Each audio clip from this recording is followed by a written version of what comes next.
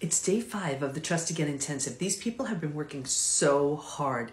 Yesterday, I taught them the 4-step trust rebuilding process. I want to give you one of the steps because even one of them is going to help. Because think about it, trust is so foundational. And when trust is shattered, you don't trust the person who shattered the trust. You don't trust yourself. So then you're like, if I can't trust the person I trusted the most, and I don't trust myself, how in the world can I trust in anyone or anything?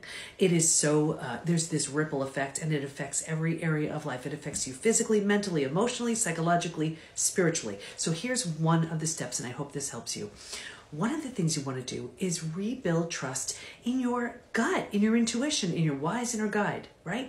Because what happens is we turn that down, and it really serves us if we pay attention. So one of the ways to do that is get a felt sense of what trust, of what safety feels like for you. Like maybe it's 2 babies giggling. Maybe it's a dog wagging his or her tail. Whatever it is for you, see what that, get a sense of what that feels like for you. Is there a color? Is there a texture? Where do you feel it? That's what trust feels like. Lock that in. Then think of when someone was lying to you. D-Day, Discovery Day, when you just realized that you could not trust this person. Right? How does that feel? Get a felt sense. Does it feel tight, constricted, closed? Where do you feel that on your body? That's what a lack of trust feels like. Lock it in.